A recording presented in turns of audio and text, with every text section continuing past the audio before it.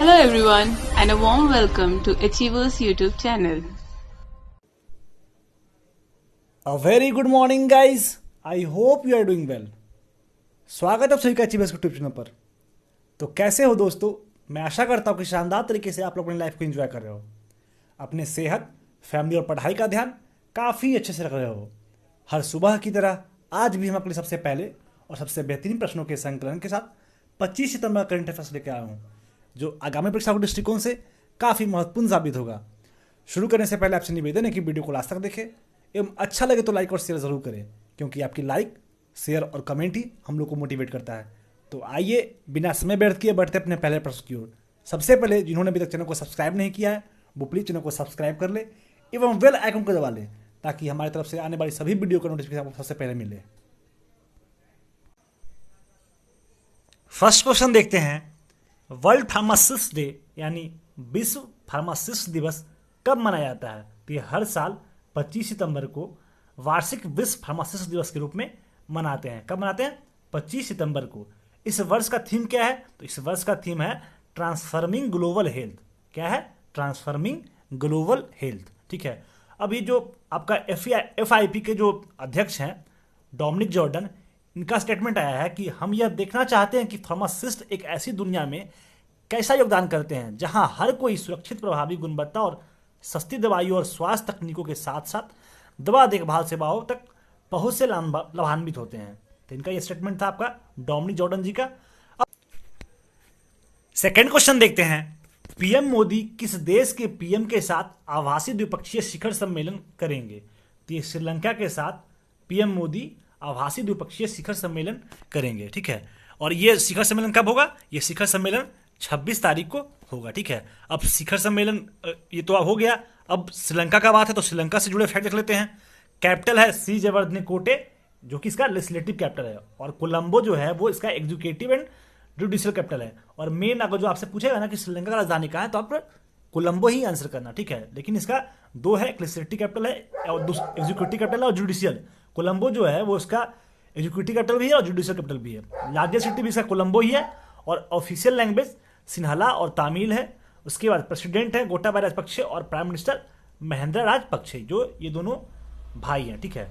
Currency चलता है श्रीलंकन रूपी, और जो श्रीलंका है वो किस किस देश के साथ अपना बॉन्डी शेयर करता है, तो ये जो है ना वो किसी देश से अपना मतलब आपका लैंड से बॉन्डी शेयर नहीं होता है, इसका बॉन्डी शेयर होता है वाटर से ही होता है, जिसमें आपका हो गया मालदीव्स एंड इंडिया। ठीक है।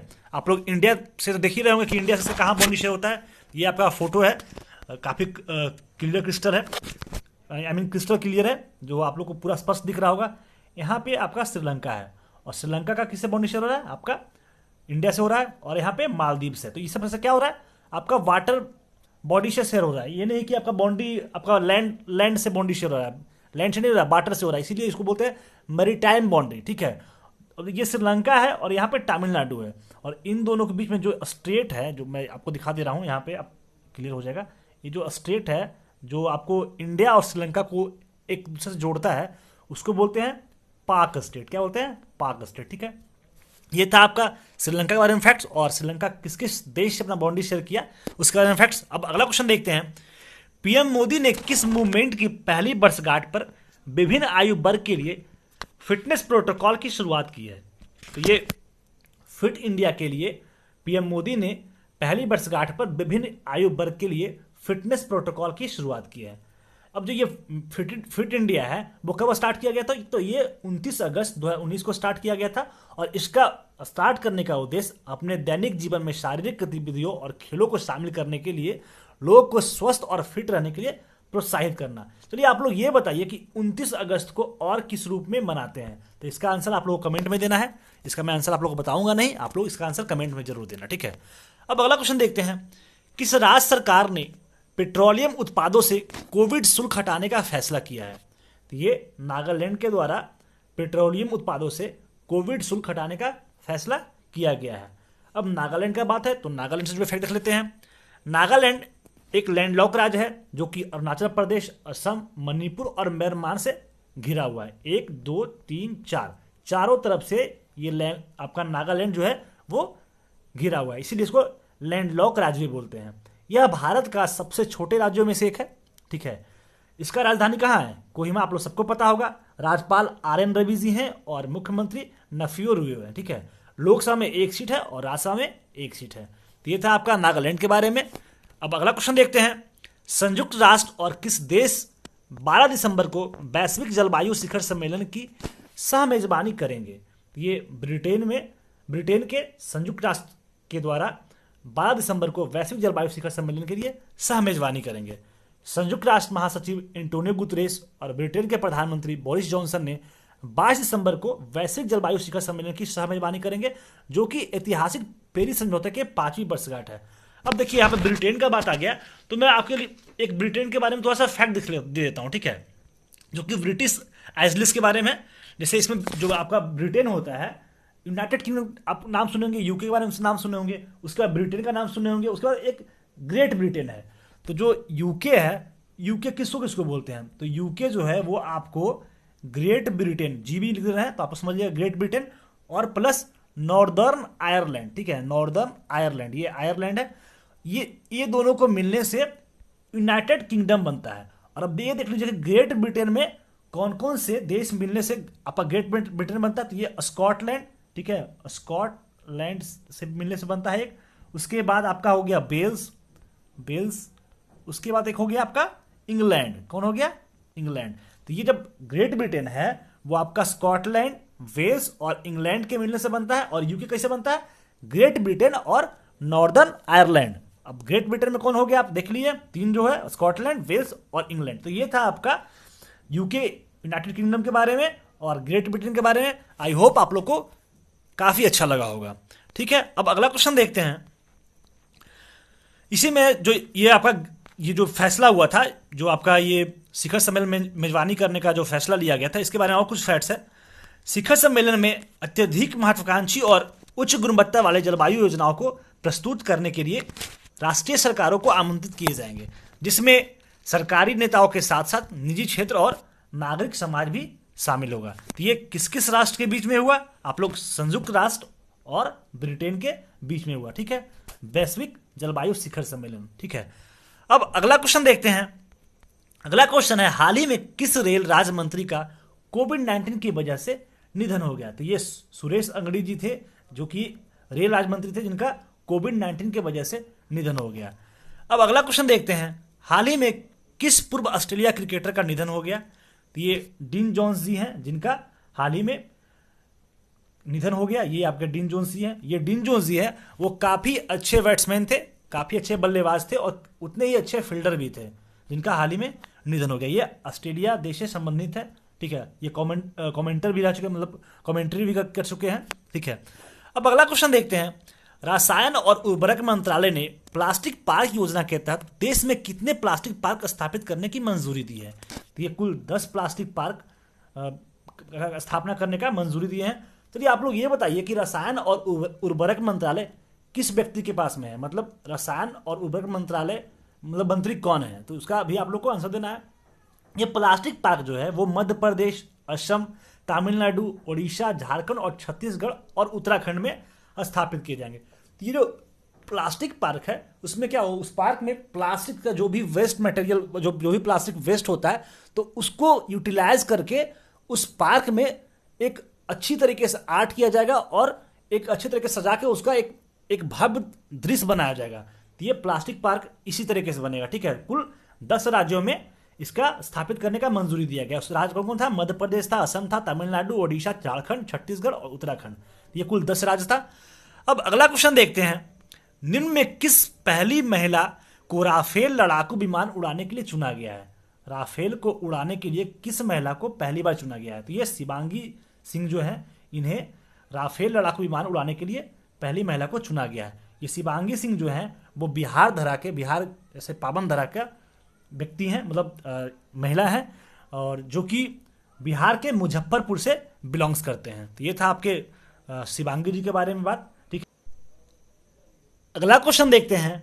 अंतर्राष्ट्रीय पत्रिका टाइम्स ने 100 सबसे प्रभावशाली लोगों की लिस्ट में किस भारतीय अभिनेता को शामिल किए हैं? तो ये अभिनेता को शामिल किया गया, तो इनका नाम आयुष्मान खुराना जी है, जो कि 100 सबसे प्रभावशाली लोगों की लिस्ट में शामिल किया गया है। आयुष्मान खुराना का आप लोग मूवी देखा होगा, जैसे बिकी डोनर हो गया, अभी इधर आया था शुभ मंगल और ज़्यादा सावधान, तो ये सब मूवी उनका कुछ अच्छे अच्छे मूवी थे। और ये इन्हें आपके टाइम्स के 100 सबसे प्रभावशाली लोगों की लिस्ट में शामिल किया गया है। इसमें जो है भारत के कुछ लोग का और भी हैं इस टाइम्स मतलब पत्रिका में शामिल हैं, जो कि नरेंद्र मोदी जी का भी नाम है। उसके बाद गूगल के सीईओ सुंदर पिचोई जी का है। उसके बाद HIV पर शोध करने वाले रविंदर गुप्तलाल और शाहीन बाग के धरने में शामिल विल्किस भी शामिल है। ठीक है, ये कुल 5 भारतीयों को शामिल किया गया है टाइम्स के टॉप 100 प्रभावशाली लोगों की लिस्ट में। ठीक है, अब अगला क्वेश्चन देखते हैं, किस राज्य में देश के पहले चिकित्सा उपकरण पार्क का शिलान्यास किया गया?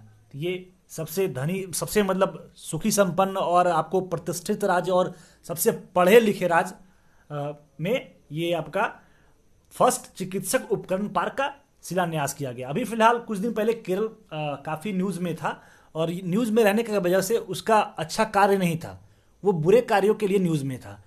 आप लोग सुने ही होंगे, आप लोग न्यूज़ में पढ़े होंगे, केरला में एक हाथी को आपका अनानास में बम डालकर, पटाखा डालकर उसे खिला दिया गया था, जिससे उसका वो मतलब उसका जो होता है ना, जो आगे 2 निकला नुकीला दांत टाइप का निकला रहता है, उसका वो लोग स्मगलिंग करते हैं। तो इसीलिए उसका वो लोग खिलाकर ताकि उससे टूट जाए और फिर उससे अपना जो भी है उसका पैसा वैसा अर्निंग कर ले। तो ये काफ़ी गलत कार्य है भाई। जिस तरीके से हम लोगों का जान इंपॉर्टेंट है, उस तरीके से एक जानवर का भी जान इंपॉर्टेंट है। हम लोग में जान है तो उन लोगों में भी जान है। तो जिस तरीके से हम लोग अपना जान को बचाने के लिए हर कुछ करते हैं, तो हम लोगों का भी फर्ज है कि उन लोगों का भी जान बचाना चाहिए। हम लोग के पास तो मुंह है कि हम लोग बोल देंगे भाई हमको दुख हो रहा है, दर्द हो रहा है। उन लोग के पास तो ये भी चीज़ नहीं है कि वो अपने दुख दर्द को एहसास अगले इंसान को एक्सप्रेस कर सके। तो ऐसा कार्य बिल्कुल नहीं करना चाहिए, और जो ऐसा कार्य करता है तो काफ़ी निंदनीय है। तो अब इस पार्क का उद्देश्य चिकित्सीय उपकरण उद्योग का अनुसंधान एवं विकास, प्रशिक्षण एवं मूल्यांकन जैसी सेवाओं की पूर्ण श्रृंखला उपलब्ध कराना है। ठीक है, पार्क का केरल के तिरुवनंतपुरम जिले में थोनकर स्थित लाइफ साइंस पार्क में स्थापित किया जाएगा। ठीक है, अब ये केरला का बात है तो केरला से जुड़े फैक्ट देख लेते हैं। कैपिटल है तिरुवनंतपुरम और लार्जेस्ट सिटी भी इसका तिरुवनंतपुरम ही है। गवर्नर आरिफ मोहम्मद खान है और चीफ मिनिस्टर पिण्यराज बिजयन है। विधानसभा में 140 सीट और एरिया वाइज रैंकिंग 21 है। पॉपुलेशन वाइज रैंकिंग 13 और लोकसभा में कुल 20 सीट है। अब ये देख लेते हैं केरला में कौन कौन से नेशनल पार्क इंपॉर्टेंट है, जो एग्जाम में हमेशा क्वेश्चंस पूछे जाते हैं। तो इसमें तो ऐसा है बहुत सारा मैं लिख दिया हूँ, लेकिन जो है वो मैं बता रहा हूँ आपको। साइलेंट वैली नेशनल पार्क काफ़ी ज़्यादा इंपॉर्टेंट है। ठीक है, अन्ना मुडी 16 नेशनल पार्क ये भी इंपॉर्टेंट है। उसके बाद इराविकुलम नेशनल पार्क, और बाकी सबसे इंपॉर्टेंट आपका साइलेंट वैली नेशनल पार्क है, जो कि एग्जाम में हमेशा पूछा जाता है। बाकी और जो भी है वो आप लोग एक बार देख लीजिएगा, लिख लीजिएगा, 1-2 बार देख लीजिएगा, तो आई थिंक जब भी एग्जाम में आएगा ना तो पूछा जाएगा कि केरल में इनमें से कौन सा नेशनल पार्क नहीं है, तो आप लोग अच्छे तरीके से कर लेंगे। ठीक है, तो ये मैं आपको बस नोट डाउन कराने के लिए लिख दिया हूँ, आप लोग इसे देख लीजिए एक बार। ठीक है, अब अगला क्वेश्चन देखते हैं। अब ये देखते हैं कि केरला किस किस राज्य से अपना बाउंड्री शेयर करता है। तो ये आपका केरल है, आप लोग को सब पता होगा, सब दिख रहा होगा। तो कर्नाटका से शेयर कर रहा है और तमिलनाडु से शेयर कर रहा है। तो केरला ये 2 राज्यों से अपना बाउंड्री शेयर कर रहा है, आप लोग सबको दिख गया होगा। अब अगला क्वेश्चन देखते हैं, हाल ही में किस मशहूर शेफ ने किचन्स ऑफ ग्रेटिट्यूड टाइटल पुस्तक लिखी है? किचन्स ऑफ ग्रेटिट्यूड टाइटल पुस्तक लिखी है, तो ये विकास खन्ना जी के द्वारा किचन्स ऑफ ग्रेटिट्यूड टाइटल्स पुस्तक लिखी गई। ये आप देख लीजिए, विकास खन्ना जी ये हैं जो कि किचन ऑफ ग्रेटिट्यूड बुक का ऑथर है। ठीक है, और ये सेफ हैं।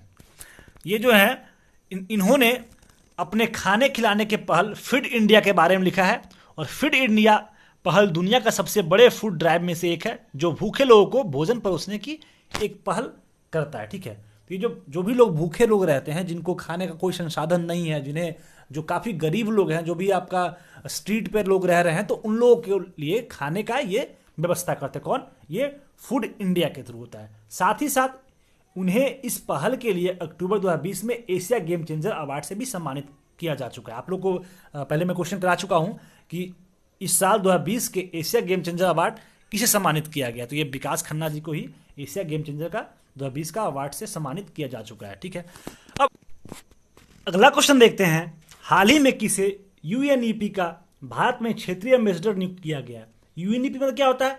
United Nation Environment Programme. तो ये खुशी चंद दिलिया जी को यूएनईपी का भारत में क्षेत्रीय एम्बेसडर के रूप में नियुक्त किया गया है। ये जो खुशी चंदलिया जी हैं, जो कि गुजरात के रहने वाले हैं, गुजरात के सूरत के रहने वाले हैं, और इन्होंने यूएनईपी में ऑनलाइन आवेदन किया था और अपने मेंटालिटी, अपना विचार को रखा था। उसके बाद से यूएनईपी का भारत में क्षेत्रीय एम्बेसडर के रूप में इन्हें नियुक्त किया गया है। अब यूएनईपी का हेडक्वार्टर कहाँ है? तो ये नैरोबी मतलब केन्या के नैरोबी में है। और इसका जो हेड है उसका, जो इनगर एंडरसन जी हैं, ठीक है। और ये फॉन्ड किया गया था 5 जून 1972 में इसे फॉन्ड किया गया था। ये आपका खुशी चंदलिया जी हैं, जो कि भारत में क्षेत्रीय एम्बेसडर के रूप में नियुक्त किए गए। किसके?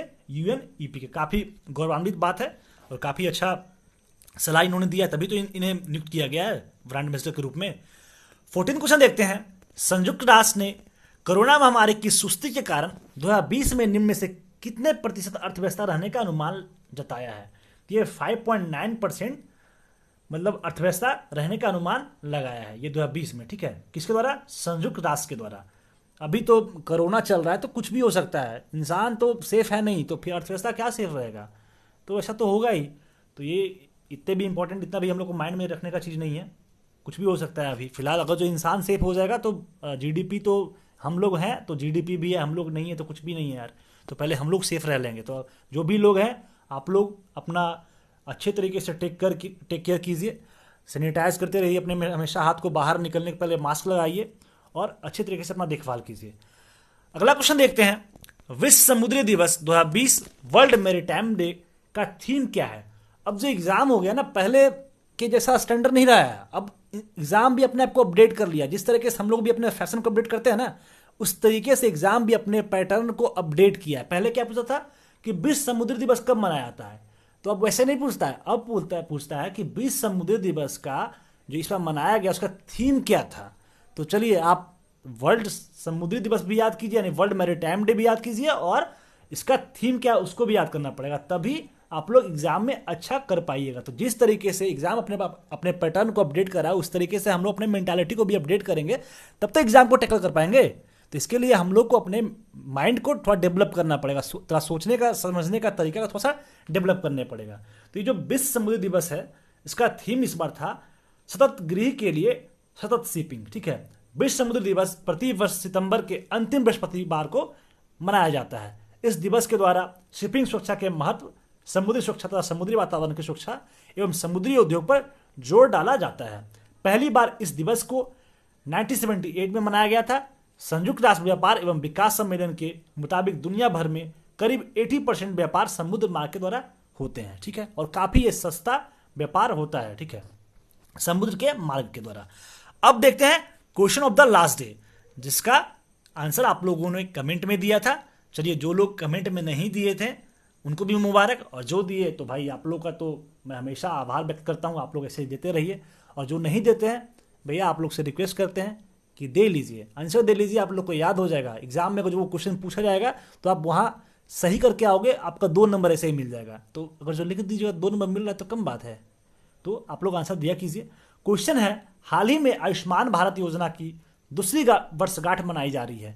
यह योजना सरकार के द्वारा कब लॉन्च की गई थी? तो ये 23 सितंबर 2018 को आयुष्मान भारत योजना सरकार के द्वारा लॉन्च किया। और इस प्रश्न का आंसर सौम्या जी के द्वारा काफी अच्छे तरीके से दिया गया था, जो कि था आपका, ये देख लीजिए 2 आंसर इन्होंने दिया। मैं 2-3 क्वेश्चन पूछा था, इसका सारे आंसर इन्होंने दिया था। और ये जो आयुष्मान योजना है, उसका उद्देश्य क्या था? प्रधानमंत्री नरेंद्र मोदी ने दुनिया के सबसे बड़े मर्द से चलाने के लिए हेल्थ केयर कार्यक्रम आयुष्मान भारत का शुभारंभ किया था।